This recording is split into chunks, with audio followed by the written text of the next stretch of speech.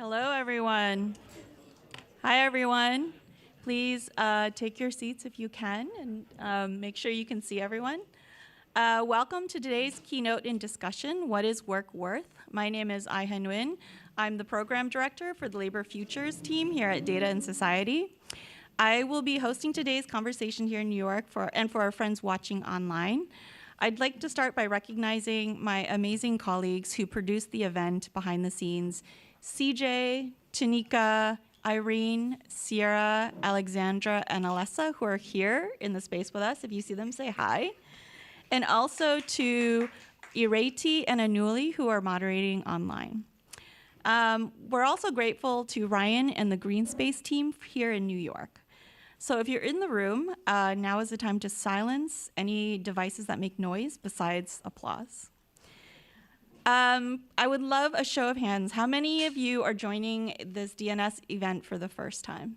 Can you come? Oh, wow, a lot of new people. Okay, great. Well, how many of you have been to an event with Data and Society before, maybe before COVID? Okay, great. Welcome back. Well, welcome friends, new and old. Thank you for joining us today. And for those of you who don't already know Data and Society is an independent research institute studying the social and cultural implications of data-centric technologies and automation. We produce original research and bring together thinkers from different fields in order to challenge the power and purpose of technology in society. So this keynote and conversation kicks off a 2-day workshop with over 50 participants who will take a deep dive into the topic of AI and labor.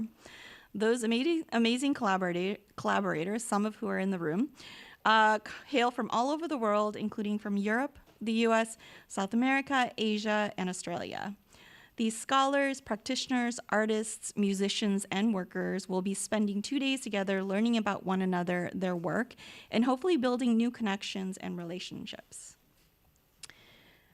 With the popularization of AI tools like ChatGPT, Midjourney, and Gemini, AI seems inescapable.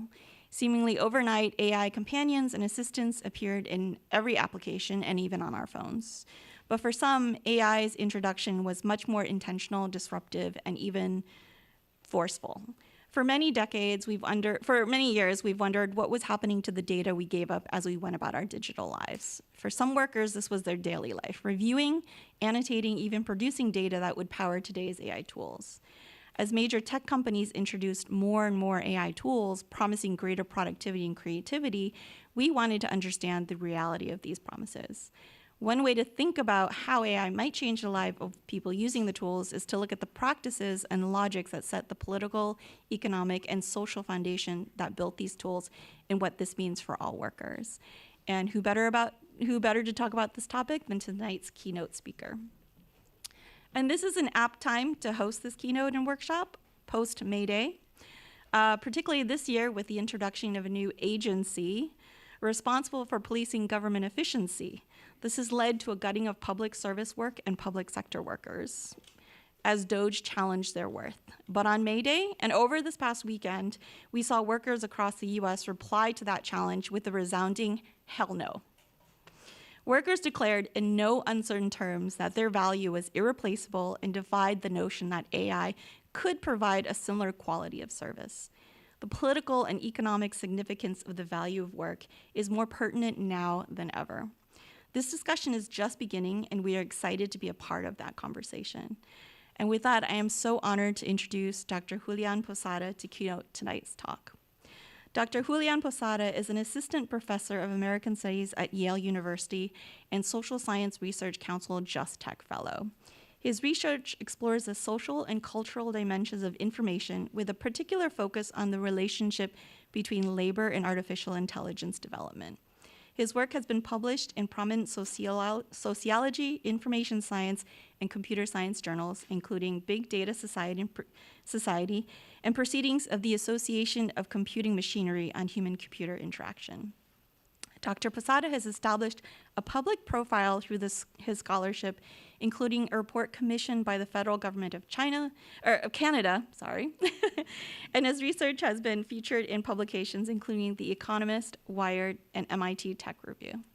He holds a PhD in information science from the University of Toronto and has held visiting appointments at Massachusetts Institute of Technology and the Weizenbaum Institute. Please help me in welcoming Julián to the stage and screen.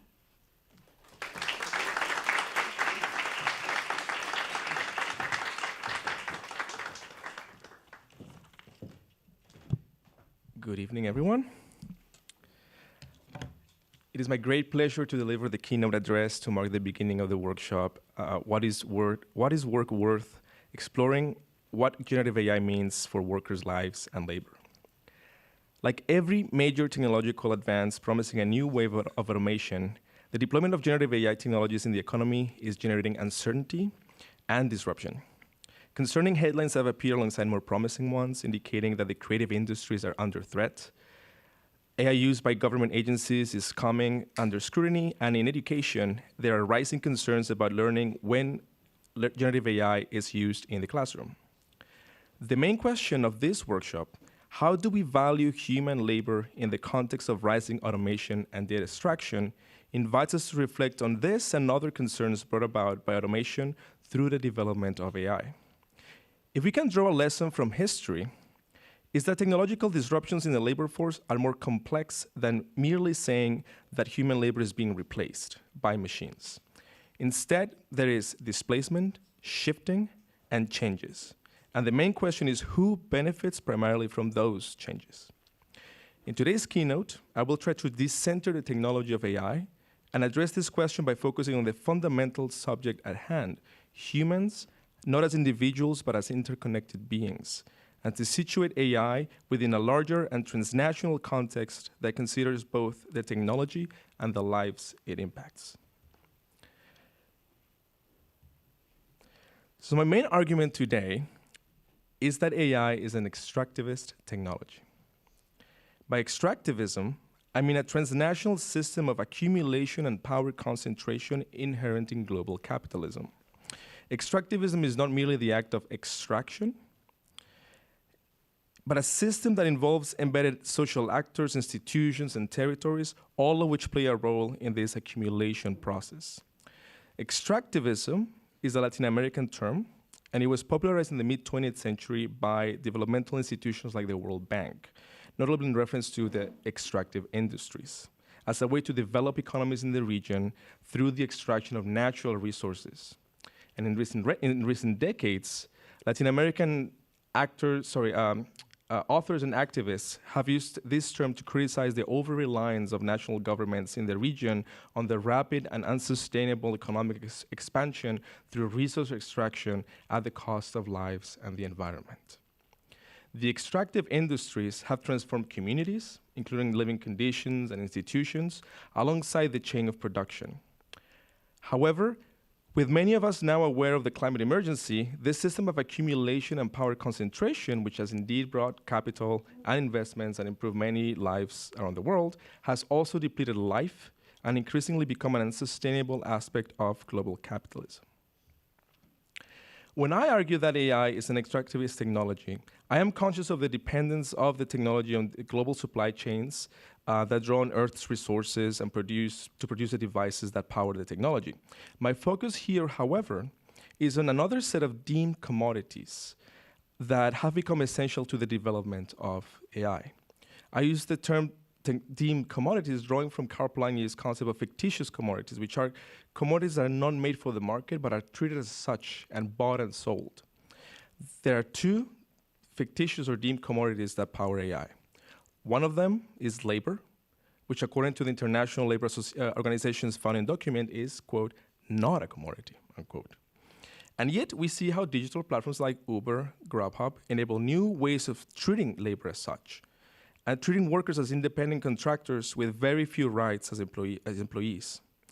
And selling also this labor to ride, deliver, and as I will argue this evening, produce data for artificial intelligence. The second fictitious commodity is knowledge, which becomes data through abstraction and has been harnessed, accumulated, and exploited as fuel for recent AI developments. Like labor, knowledge has been commodified, codified into data, fed and molded into AI models. I have studied this commodification of labor and knowledge for the past 7 years, and I approach this topic from the perspective of the gig economy and digital platform studies. Many colleagues, including many in the room, have elucidated how digital platforms as infrastructures have enabled the development of new labor markets, but also new ways of labor exploitation. My focus is on platforms that provide AI companies with a workforce that from their homes around the world generate data, annotates the data in according to predefined instructions of AI, and also provide feedback to improve these models. Here on the screen is one example of a task that some of the workers do. For example, in this task, workers are tasked to label the so-called objects in the image. So for example, the green color will be labeled as pedestrian, the red color will be labeled as transportation or vehicles, the purple would be objects around the road, and all of this would be to train an algorithm for self-driving vehicles. So the stories of dozens of workers who do this type of work I interview in this research have elucidated two core arguments that illustrate my point in this talk.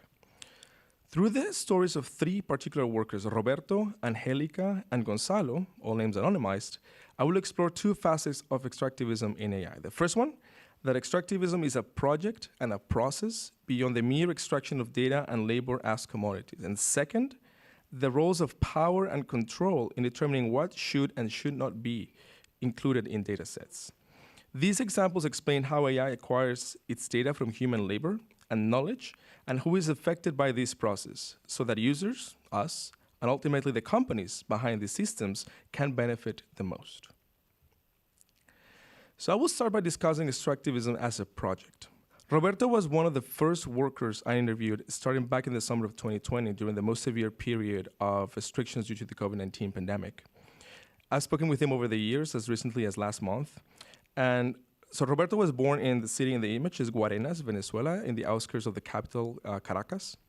He began working for digital labor platforms as a middle school student 10 years ago.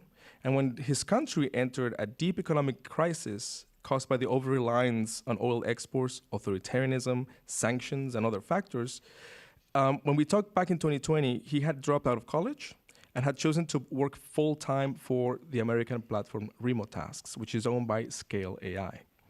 His parents had lost their jobs due to the pandemic, and he was the sole source of income in the household at the age of 20.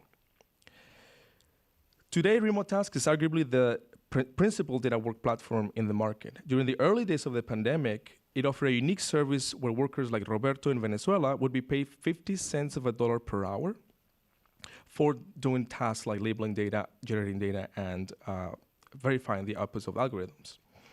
This gave a sense of stability to workers like Roberto despite the precarious working conditions and enormous power differentials, with workers having no say in the platform's policies or any collective bargaining power.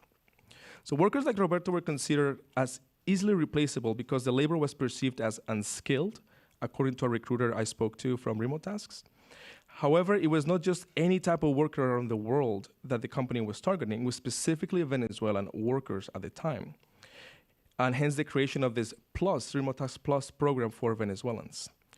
I analyzed data from web traffics back in 2020 to find out that while most of the clients were here in the United States, and yes, the number one source of web traffic for workers was also here in the country. The number two source of worker traffic was, as you can see in this image with that tiny blue in South America, dark blue, it was Venezuela. Venezuela was specifically targeted by this platform to find workers to label data for AI. So this suggests that extractivism is not an impersonal occurrence, that anyone in the world can do the job, but it was a deliberate project. People here were being targeted. There are three reasons why Venezuela was targeted back in the onset of the pandemic. First is the economic crisis, of course, with the highest levels of inflation in the world, peaked in 2018 at over 60,000%, and still maintaining in the higher thousands ever since. So people were in need of income in US dollars because their local currency, the bolivar, was undervalued. And digital platforms then offer this flexible source of income for people like Roberto. The second reason the country was being targeted, it was because of its infrastructure. built primarily during the years of high oil revenue in the 2000s, and this includes electricity, internet connection, and computers like the one in the image. This is a Canaima computer that was built for school children back in the 2000s, and those school children now as adults were working for platforms for the US AI market from their homes through these computers. So Venezuela was in a crisis. People needed work in US dollars, and they had electricity, computers, and internet access to work from home. However, there was a third reason, and this is when the second story enters. And this is the third reason that often remains overlooked and undervalued, which is the role of worker communities in mitigating the precarity of platform work, including family members, fellow workers, and neighbors. So the second story is that of Angelica. She worked for another data work platform called Hive, popular in Venezuela. And she was an industrial engineer in her early 40s and a single mother living in a small city in the state of Zulia, whose economy is primarily driven by the oil extraction activities from a nearby lake. Angelica was previously employed by the state-owned Venezuelan oil company, but she lost her job because of the economic crisis, so she had to work online for the AI industry.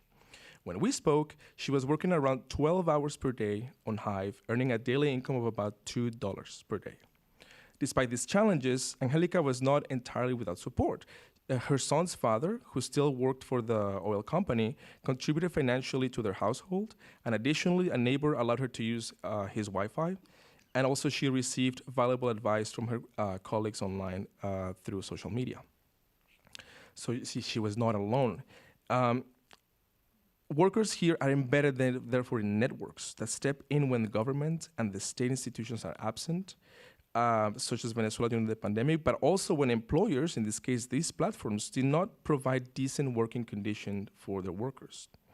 In fact, the role of workers in helping each other to mitigate the harms of poor working conditions and gain the platforms for better pay is commendable.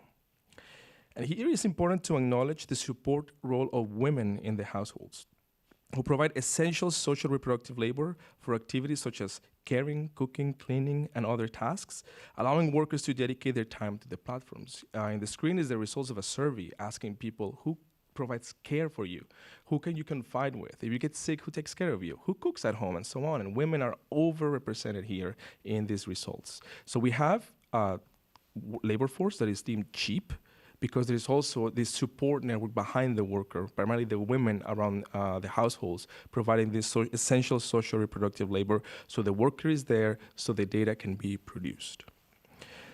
So this extractivism enabled by platforms in the service of AI is a project that extracts not only from individuals, but from their territories and their communities. It poses the question, who are those impacted by the rise of this technology? Not the users of AI, us, but who are the subjects of its development. They include artists and writers as well, whose work is fed into machine learning to reproduce similar outputs, and those living near data centers and microchip factories where water is being used in the operation and maintenance of these facilities. So AI is not a technology that emerges from the work of a few, but from the contributions of many. And it touches the lives of many more people, both directly and indirectly, through its wider impacts. So the second part of this talk is about extractivism as control. Gonzalo, this is the third story, was a 24-year-old engineering student with an associate's degree in computer science. When we spoke back in 2020, he was working towards a bachelor's degree in computer science. He was living in Valera, a small city nestled in the Andes in the west of Venezuela. Gonzalo was a veteran of data work platforms, having worked for Figure 8, one of the earliest platforms to gain popularity in Venezuela, and then for Appen, an Australian platform that acquired Figure 8, and he later switched to Hive, the same platform as Angelica. Like many other workers I spoke to, Gonzalo's income was an important source of revenue for his family, including his two grandparents who depended on his work. Gonzalo discussed with me the tasks he performed at Hive, which mainly consisted of image and text classification to train AI models for content moderation. He had a lot of trouble with classifying content as hate speech, mainly because his interpretation of the instructions didn't match that of the designers of the task. So as I mentioned before, most of the technology is developed for the US market and primarily destined to users of wealthy economies. In the case of hate speech, US-based legal definitions of protected categories are privileged. So for example, race and gender are protected categories here in the United States, but caste or economic status are not. Another point to consider is how speech that is considered hateful by some is protected as freedom of speech by the First Amendment. So for example, displaying Nazi symbols publicly is illegal in Germany and Brazil, but not in Canada and most of the United States. So how do we draw the boundary when considering what should be said, written, or replicated, and what should not? And this was the question at the core of Gonzalo's predicament. So here in the screen is the destruction of the task that he was grappling with, basically telling him, you have a bunch of data to label, define if it's hateful or not hateful according to these definitions.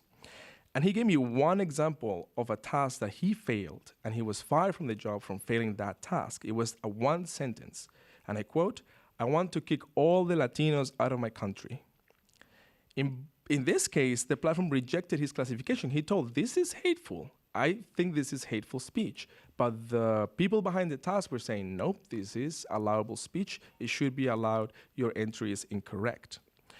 So beyond the legal discussion about the interpretation of First Amendment rights and protected categories, what I found fascinating about this particular situation is that it exposes the power relations at play in how AI is developed and its consequences. Gonzalo, as a gig worker of a platform with no contract or job protection, had no say in how the company was developing its content moderation algorithm. His precarious employment gave him a clear message. Either change the way he thinks about hate speech and reproduce what the clients developing the AI want, or risk losing his job, an essential source of income for his family. Furthermore, once the model is fully trained and deployed, automating content moderation and post, it has the potential to reproduce such actions on a larger scale, regardless of the cultural and legal interpretations of hate speech in places where it is deployed. This small decision of what it is or not acceptable, not only in the example of hate speech given by Gonzalo, but in the many ways that we collect data on the world and we classify things, shows us the power of decision-making and its consequences when developing and deploying artificial intelligence. So here, the second point about AI as an extractivist technology is that it involves not just harnessing and appropriating data, but also exerting control and shaping knowledge. Like in the case of Gonzalo, where the platform he was working for dictated what is and not considerable as hate speech, we have AI systems that are reproducing messages and implanting knowledge. We call for some AI perceiving correct statements as hallucinations, but who decides on the validity of such statements? What if an AI system were to protect and reproduce statements not based on evidence for political or economic motives?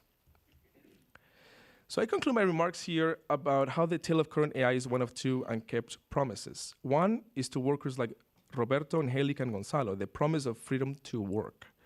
Without a doubt, the industry's expansion and need for labor have provided an important source of income at a difficult time for their lives and those of their families, offering flexibility and a small but essential income in the more stable US currency. However, this access to work through digital platforms also brings precarity, with workers not knowing if they'll be fired at a moment's notice or even if they will make a weekly threshold necessary to cash out. To us, the users of the technology, is the promise of freedom from work. These tools promise to automate many tasks, including simpler ones like writing an email or more complex ones like producing a Studio Ghibli level illustration. Yet the question about the quality and necessity of AI remains unanswered. At the same time, while this technology erases certain tasks, it creates new ones, prompting and providing feedback to the AI, supplying new data through the interactions, and evaluating the currency of its outputs. These promises are false ones that instead undermine a commodified labor as well as knowledge. However, as we've seen in the stories of these workers, the human is always present and irreplaceable in every single step of the datafication chain, from the moment the data is generated to the moment the models are evaluated. The question is where the labor is, who does it, and how these people are affected, as well as what knowledge is represented, which voices are being replicated, and which voices are being erased. Extractivism can be used as a framework to focus on the unsustainable depletion of life from the extraction of natural resources and how power dictates action and speech. It can tell us about the systems of control and the commodification of labor and knowledge that has been put in place to develop AI. The many examples of copyrighted material used to train models, from Studio Ghibli images to articles of prominent newspapers, are just the surface of AI as an extractive industry. Beyond harnessing data, AI is extractivist as part of a wider global system that targets humans for the labor and communities for the sustenance, as in the examples of Roberto, Angelica, and Gonzalo. These systems that transfer power and control from the periphery to the core are not new, but have a long historical legacy of labor and resources being exported and ideas being imposed. We are seeing the same process playing out in the development of AI. So let us return to the central question of the workshop. What is work worth? For Roberto, Angelica, and Gonzalo, their family members who depend on their income, their fellow workers, and their community members, work is worth everything, especially at a time of economic crisis where the work is more critical than ever. For this reason, the question we should be asking is how to better protect and recognize the work of people like them, their culture, and their communities. So I look forward to learning from the discussion at the workshop later this week and to seeing how the field continues to evolve. Issues of resistance, refusal, and solidarity in the face of power imbalance and exploitation are incredibly important, as is breaking down the boundary between research and action, both of which are essential to many of the discussions in the workshop this week.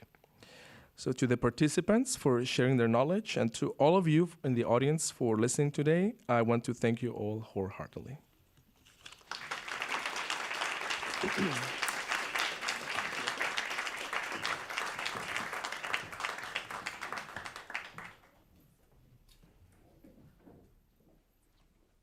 Thank you, Julián, so much for that wonderful talk.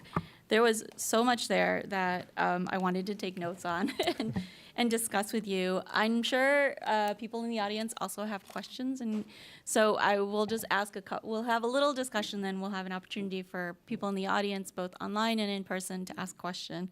But I wanted to start with, just really appreciating the framework that you've provided for thinking about this technology as extractivists, taking knowledge as well as like community resources, and shaping how that knowledge gets understood and built in these systems. So I'm curious, what does that make you think about who is a data worker at this point? We're only talking about the people who annotated, but you said there are people behind that and the people who will be using it in the future. So I'd love for you to reflect on that a little bit. Well, there's, of course, the data workers who, like the three stories that I mentioned, who work full-time for these platforms, but also us, when we use these systems, we do some of that work as well. Again, generating data, we generate data. We annotate sometimes. Everyone has done a CAPTCHA code. We're annotating data there. And also when we use, let's say, ChatGPT, and they say, will you provide us with your feedback? And we provide a feedback that we are evaluating the accuracy of the models as well. So we're doing the same work that they're doing, only that they are doing it as a full-time job in this case. So in that sense, we all do data work when we interact with AI. Yeah. And I think increasingly we're being asked to evaluate and fine-tune these systems as well because they don't work that well, right?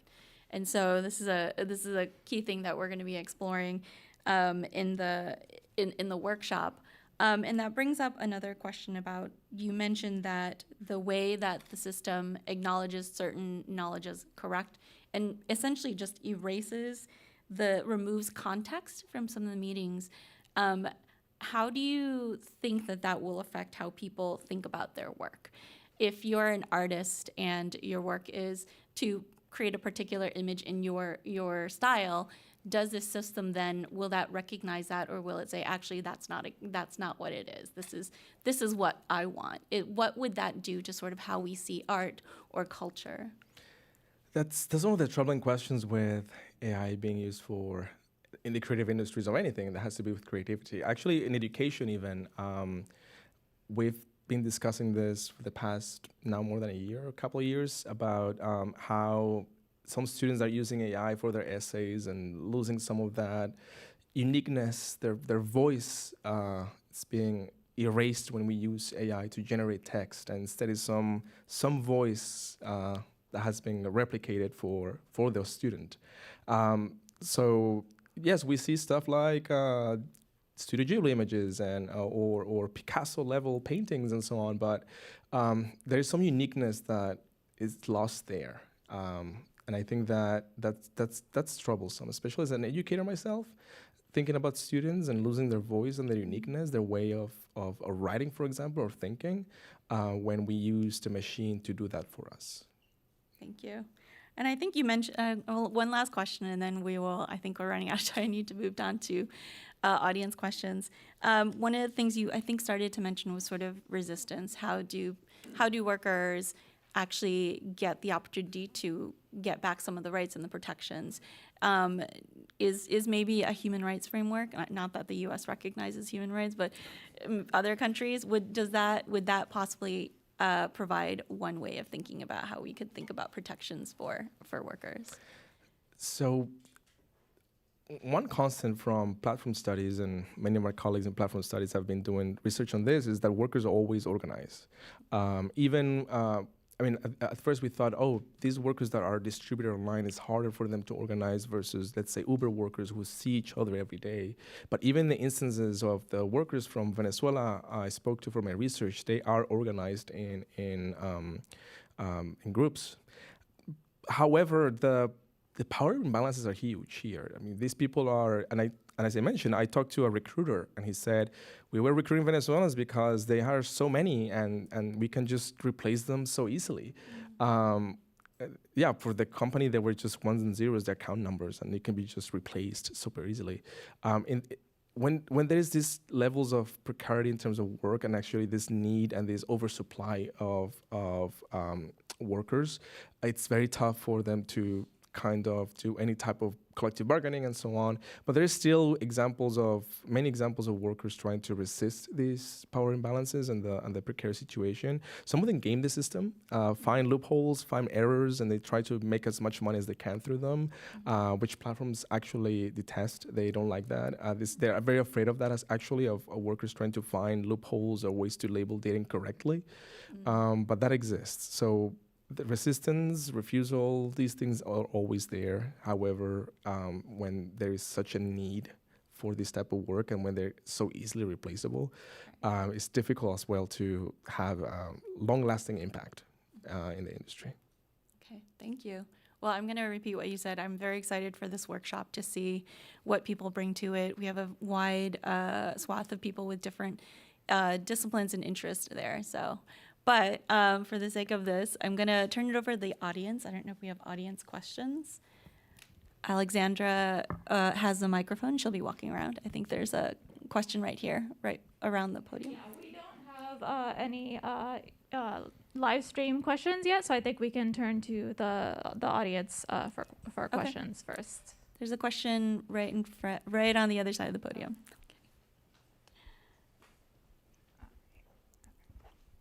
Hi, everyone. Thanks for the talk. So I actually used to work at Microsoft, and so I, byproduct, right? So here we are. I left due to some ethical concerns around what you kind of talked about. So question one is, what is the prescriptive solution, right? You outlined a lot of potential risks and problems. Have you identified any immediate solutions to solving some of these really large problems? These are complex and systemic, ultimately, due to late-stage capitalism. And then tying to what is the potential solution, have you explored open source at all in your thesis of finding more equilibrium and getting people the recognition that they deserve for their contributions back to these models?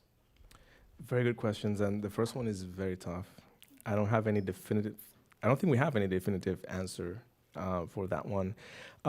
Because it's so, one solution could be, not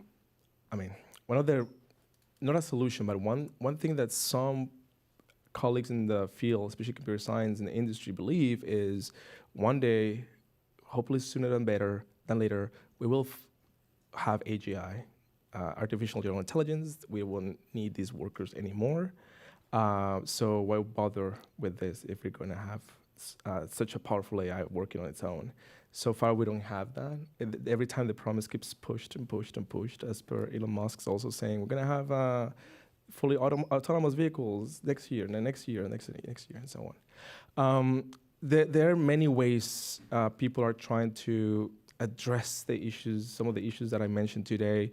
For example, there has been cases of companies doing data production from a more ethical way. One promising example that is not promising anymore was the company Sama, which was trying to hire workers with a contract with more decent working conditions and so on. However, a journalist from Time magazine, a few colleagues from Oxford did some research on them, and the answer was no. Actually, their working conditions are not a standard that we should be following. Actually, a lot of troubling issues with Sama, including instances of union busting and even worse instances of sexual assaults happening in the company and so on.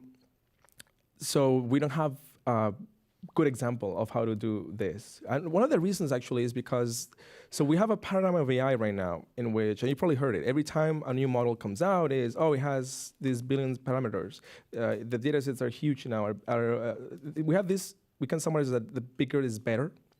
And when you need so much data to be produced for it, then you need to reduce production costs, also to make profits.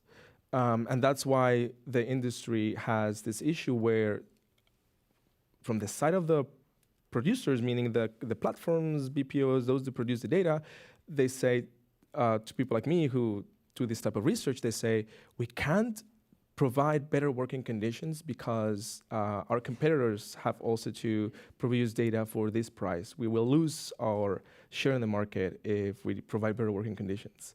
And then if you talk to the companies that buy the data, the OpenAIs, Microsoft, and so on, usually the discourse there is, oh, but it's not our fault. We're not the ones employing these people. We outsource it to companies. So we have this, I call it in my research the Spider-Man pointing at each other meme, where the problem is yours, not mine in every sense.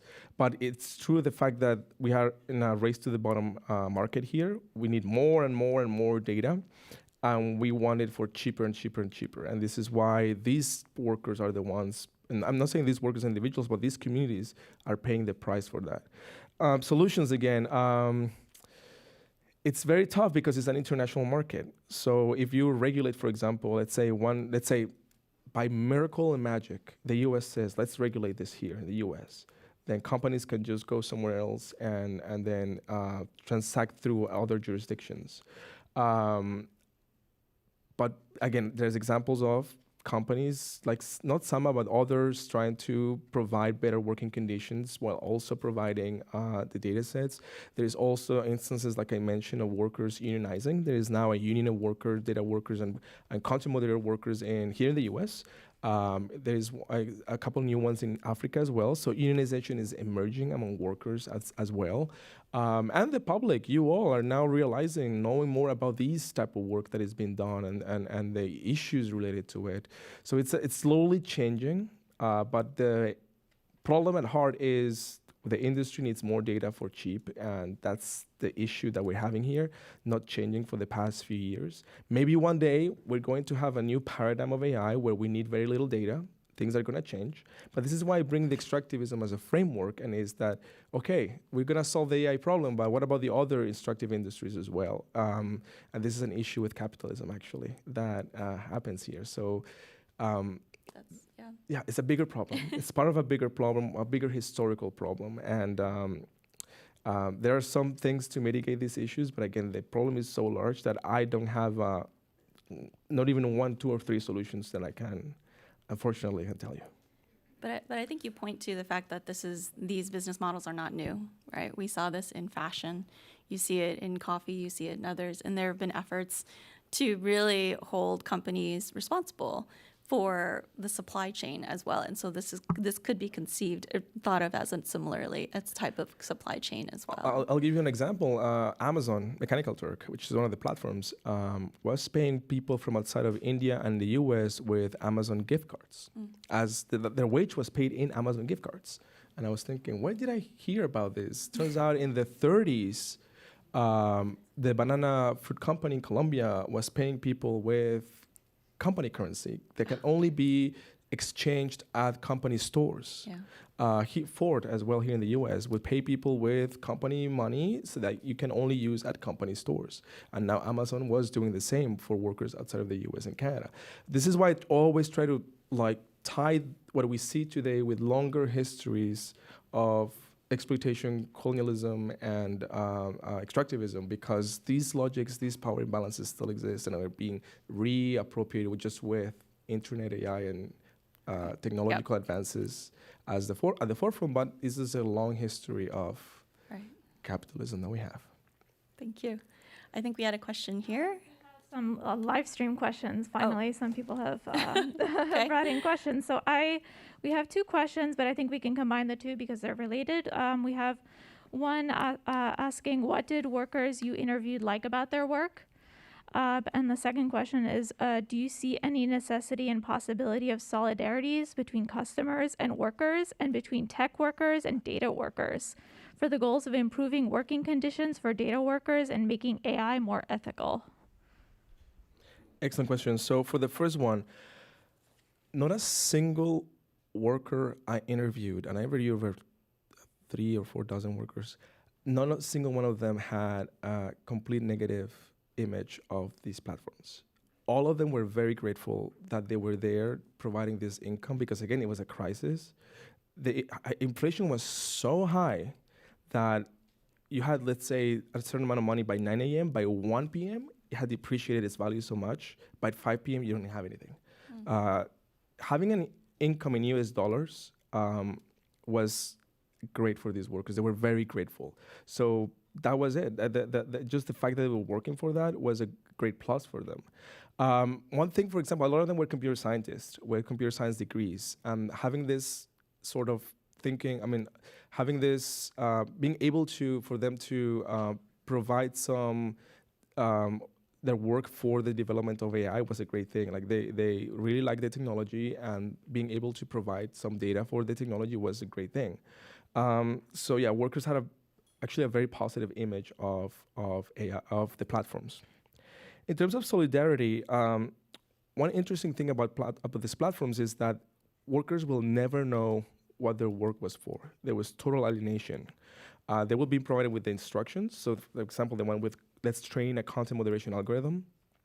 But you wouldn't know for which company, where it will be deployed, nothing. They would just know, it will just give you the data and the instructions, and that was it. So there was a total instance of alienation. There could be potentials, of course, of having solidarity between even clients and workers, but the system was designed for alienation. You don't know what your work is for. There were instances, for example, a worker who was evangelical, and she was telling me, I don't like thinking that my work is being done for warfare. And I see some tasks where I have to label what I think are military targets, but they don't tell me. I have no idea what I'm doing here, but if I knew it was for warfare, my religion forbids me for doing anything for this. So there were some instances of workers having this ethical regard of what is right and wrong, but the system was designed in a way where they could not have any agency in terms of what they were doing, or even refusal of tasks at the same time. Again, this is essential work for their livelihoods, for their income, for their households. So for many cases, they had to do the work. And there was a question right here.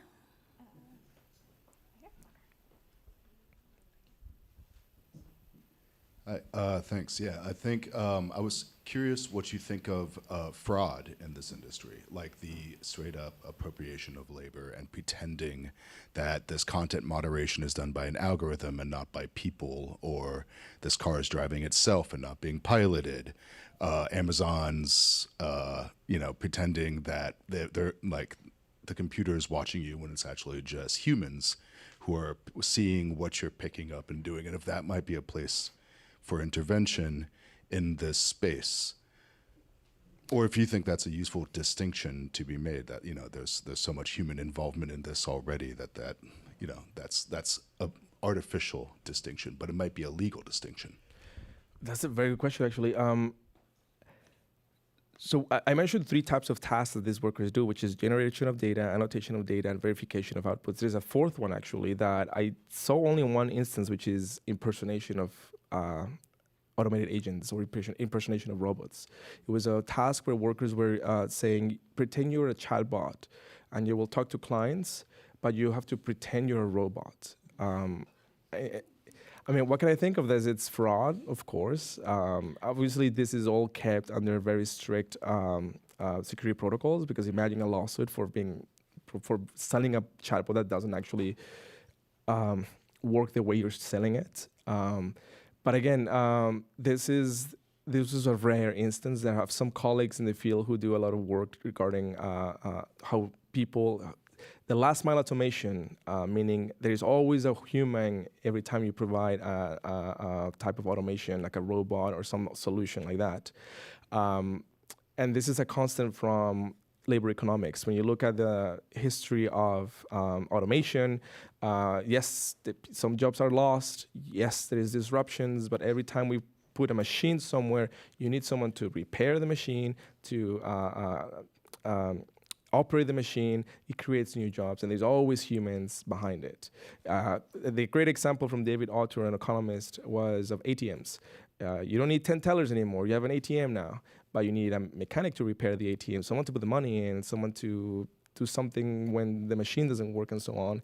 So that's what my colleague Meryl Gray calls automation's last mile. There's always, you automate something, you disrupt the market, of course. There's jobs that you don't need anymore. We don't need telephone operators anymore. That doesn't exist. It's all automated. But you need mechanics, you need people to develop the machines, to clean them, and so on, the new jobs that are created. So in labor economics, this is why we have increasing production through automation, but actually our employment levels remain stable for history, because we have new jobs being created when some old jobs are lost. We have another live stream audience question. We have a question from Pedro Salguero, who thanks you very much for this workshop, and asks if Julián can speak about the colonial relationships that are still active in the extractivism he talks about. Do you have any thoughts on this topic when discussing Latin America and its history? This is a great question, and one of the reasons I draw from Latin American theories like extractivism as a concept is Latin American theories are always bound to this idea of coloniality, which is an idea that tells us that colonialism is not an event that was, okay, independence, we're good to go, that doesn't exist anymore. It's a process that remains. And things that derive from that, like racism, homophobia, exploitation of resources, of people, and so on, all these things are very difficult to erase from one night to the other. It's a process that lingers and continues.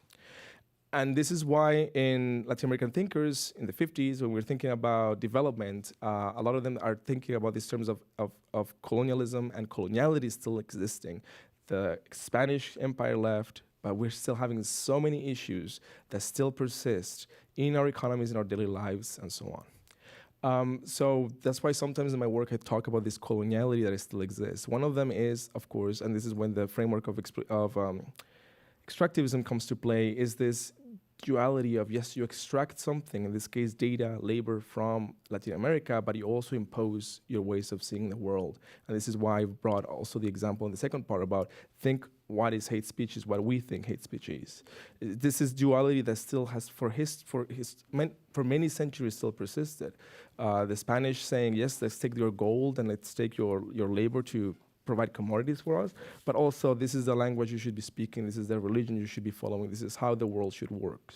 So this is very Latin American in that sense, theoretically speaking, is this relationship between the material and the immaterial, both at the same time.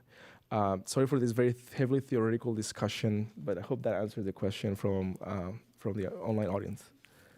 No, I think I appreciate your extending into that, because it really, I think for people who are not familiar, as deeply familiar with how this data is being created and the systems being created, there's this sense that having them operate in a different country, there's going to be different contexts and different understandings, but there's an imposition of the ideas and the ways of thinking through the technology itself into that culture. So it does kind of make things bland, I guess, for a lack of, not maybe standardized, even though there's all these different contexts.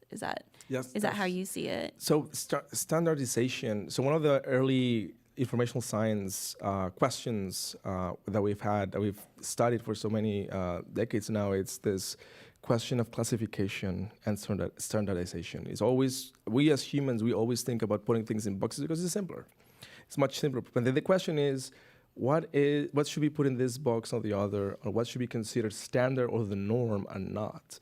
And there's always something that is left out of it. And this is the big question. And then it becomes more complicated when you use technology to make that job for us.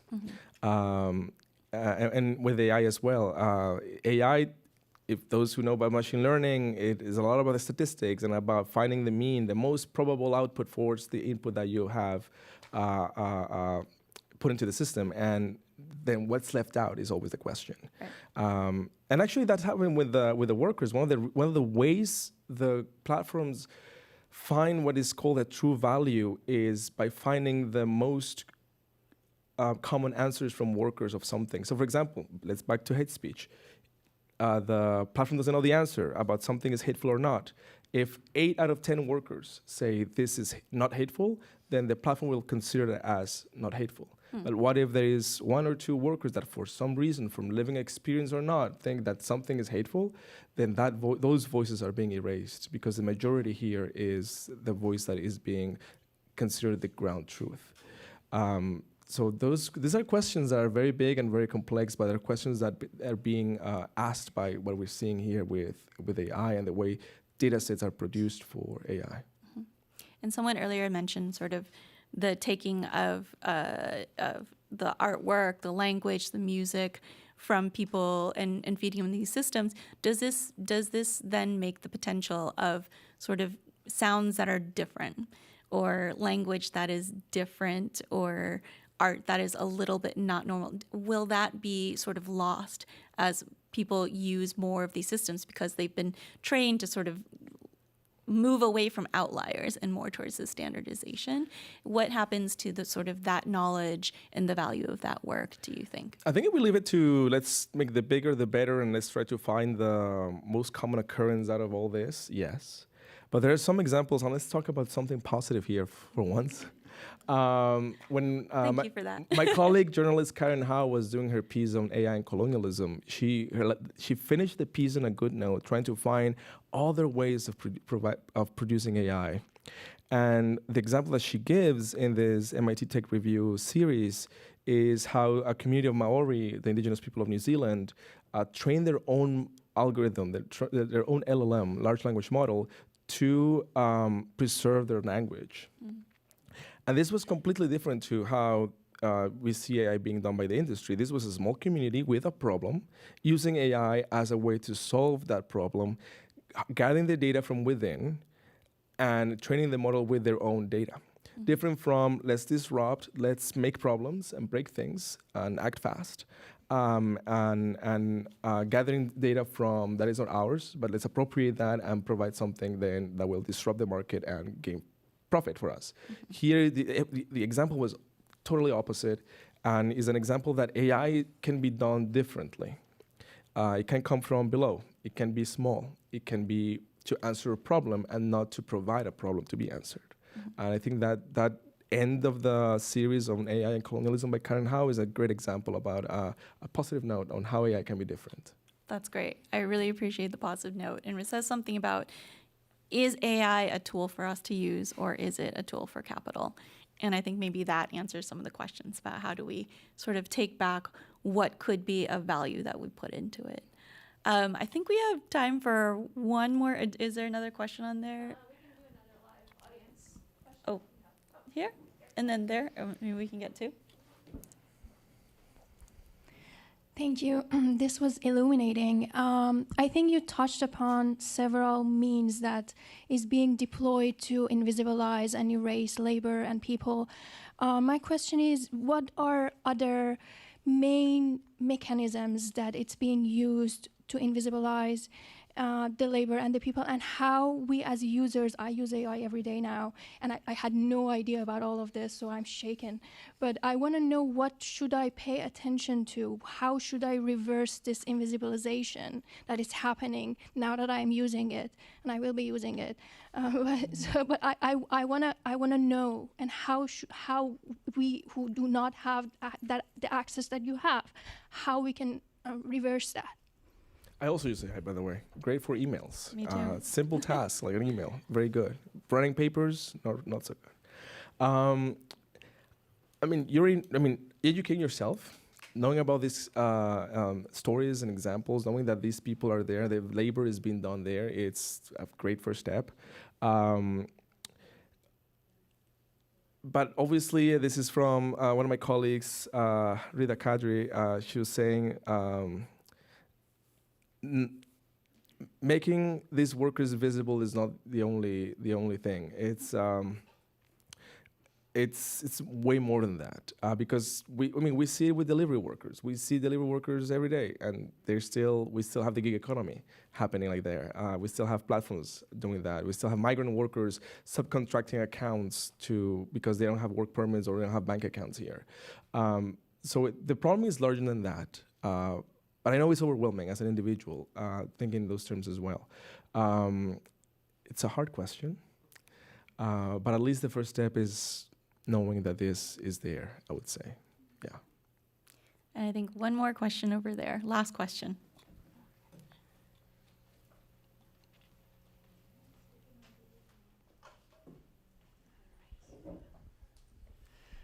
Thank you for this discussion. It's been so helpful. And I wanted to follow the positive thread that you mentioned just now. I work with an organization that advocates for domestic workers. We've been doing our own inquiry into AI, trying to understand it better as a sector. And one thing that struck us almost immediately is there was a lot of education around the harms, some touching on labor, climate, general ethical concerns. And even in spite of that, there is still so much excitement from our worker base. These women are among the working poor. It is disproportionately Black and brown women. It is folks that you would assume we can bring into a coalition of leftists or resistance. And yet they are, as consumers, among the most excited around AI. And even as worker organizers are extremely excited about the potential for AI to scale their organizing efforts. There's things that can be done with AI to scale translation into more languages, to move know your rights information in a different way, and all of these use cases. And so we've been trying to hold that tension, and I'm curious in your research if any of the worker individuals or leaders that you met expressed or touched on this paradox, or had their own reasons for optimism even through all of these challenges. Yeah, well, actually, back to using some tools for resistance in this case, many workers use other platforms for communicating, like their groups are on WhatsApp or Telegram or Facebook, for example. So, and they still work for platforms for their income.